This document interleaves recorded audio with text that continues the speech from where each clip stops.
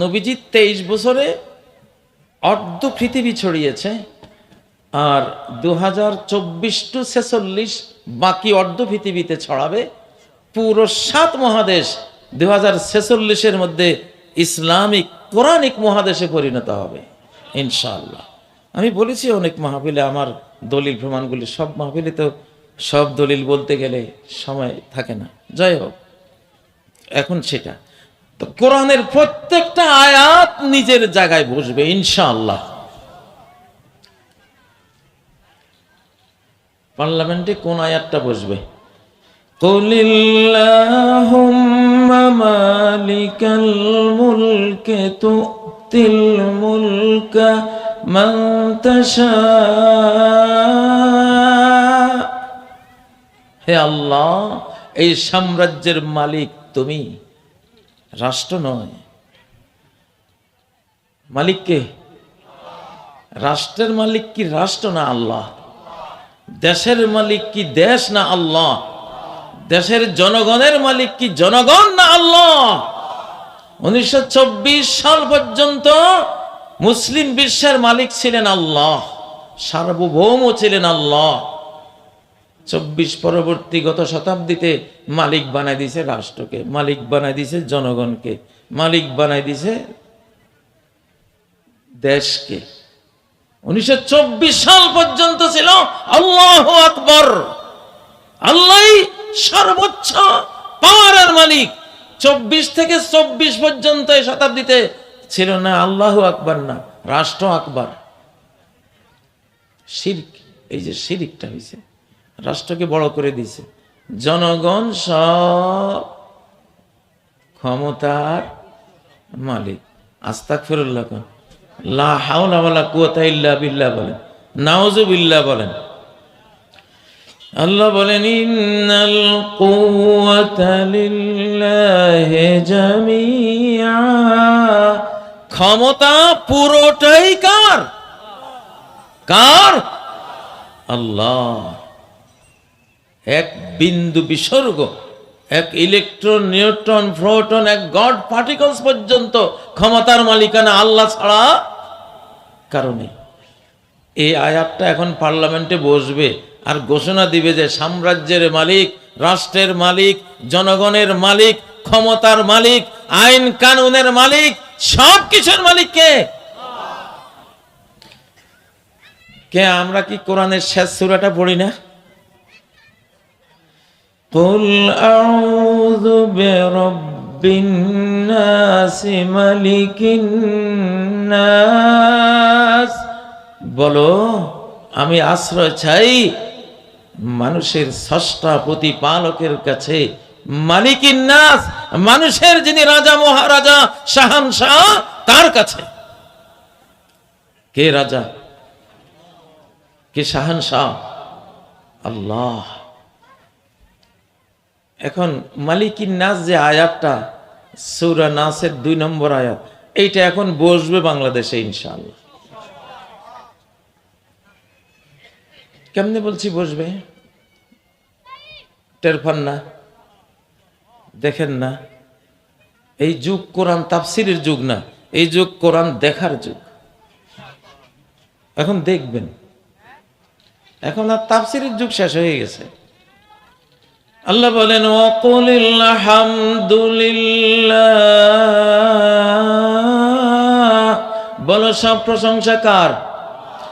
সায়ুরিকুম আয়াতি, শীঘ্রই তিনি তার একটা একটা আয়াত, কোরআনের আয়াতগুলি তোমাদেরকে দেখাবেন, নট বুঝাবেন। বুঝের যুগ শেষ। এখন আরো পাওয়ারফুল কোরআনকে অনুধাবন করার, আরো পাওয়ারফুল জ্ঞান, যেটাকে ইয়াকিন বলে, ইলমুল ইয়াকিন। চোখে দেখলে ইয়াকিন হয়। চোখে দেখলে কি হয়? ইয়াকিন হয়। চোখে না দেখলে ইয়াকিনটা আসতে চায় না। এই ইয়াকিন হবে এখন দেখা। আমরা যে বলি এটা কোরআনের শতাব্দী, আমরা বাংলাদেশে তো দেখতে পাচ্ছি। ইজা জাআ নাসরুল্লাহি ওয়াল ফাত, আল্লাহর সাহায্য আর বিজয় যখন আসবে, 2024-এ আল্লাহর একটা সাহায্য আসছে, আসছে না? আল্লাহর সাহায্য আসছে এবং বিজয় আসছে। আল্লাহর সাহায্য আর বিজয় আসলে তুমি একটা ফল দেখবা ওই সাহায্য আর বিজয়ের পরে। ওই সাহায্য আর বিজয় আসার আগে ওই ফলটা দেখবা না। আল্লাহর সাহায্য আর বিজয় পাইলে একটা সুফল তারপরে দেখবা। কি সেটা?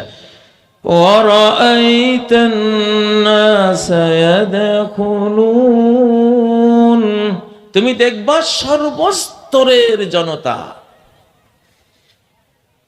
কি করতেছে?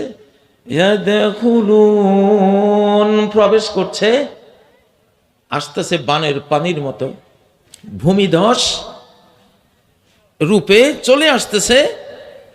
কোথায়? ফি দীনিল্লাহ, আল্লাহর দ্বীনের মধ্যে। আল্লাহর সাহায্য আর বিজয় পাইলে এরপরে যেই সমাজ চিত্রটা, বিশ্ব চিত্রটা, বাংলাদেশের চিত্রটা, যেখানে বিজয় আর সাহায্য আসে সেই দেশের চিত্রটা যেটা দেখবা সেটা হলো দলে দলে সর্বস্তরের মানুষ, ছাত্র ছাত্রী, জনগণ, কুলি মজুর, শ্রমিক, আলিম ওলামা, শিক্ষিত অশিক্ষিত, নারী পুরুষ, কেউ বাদ যাবে না। সর্বস্তরের মানুষকে দেখবা আল্লাহর দ্বীনে প্রবেশ করছে সবাই।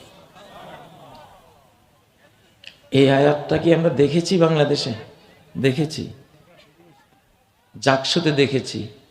এই যে এখানে জাকসুদ জিজ্ঞেস সাহেব, এদের তো অস্তিত্বই ছিল না। বিজয়ের আগে সাহায্যের আগে অস্তিত্ব ছিল, পালিয়ে পালিয়ে বেড়াইছে। আলহামদুলিল্লাহ, এখন তারা ভূমিধস বিজয় নিয়ে গোটা ইউনিভার্সিটিগুলো তাদের হাতে। অরাআইতান নাস ইয়াদখুলুনা ফি দীনিল্লাহি আফওয়াজা। আল্লাহু আকবার। প্রত্যেকটা ইউনিভার্সিটিতে এই যে মানুষ, ছাত্ররা কি মানুষ নাকি অমানুষ? ওরা মানুষ না? ওদেরকে দিয়ে তো শুরু হবে। সমাজ তো ভাঙবে ওরাই, তরুণরাই। পুরাতনকে ভেঙ্গে নতুন প্রাসাদ তারা নির্মাণ করবে, তাদেরকে দিয়ে শুরু করেছেন। দলে দলে মানুষ যে ইসলামে আসে, হাদির জানাজায় তো দেখেছেন না? খালেদা জিয়ার জানাজাতেও দেখেছেন। খালেদা জিয়ার জানাজায় এই ঢলটা কিসের জন্য? দুইটা কারণে। তিনি বাংলাদেশ প্রেমিক ছিলেন, দুই, তিনি আলিম ওলামা ইসলামিক দলগুলির সাথে কখনো খারাপ ব্যবহার করেননি। ইসলামকে তিনি তার কোলে স্থান দিয়েছিলেন।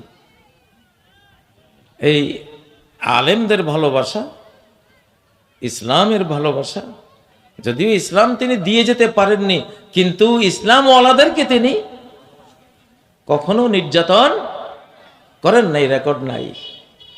এইটা, এই দুই কারণে আল্লাহ তাআলা একেবারে গণ মানুষের স্রোত তৈরি করে দিয়েছেন, ঠিক না? আল্লাহু আলাম, আমরা যেটা আইডিয়া করি কোরআন সুন্নাহ থেকে। তো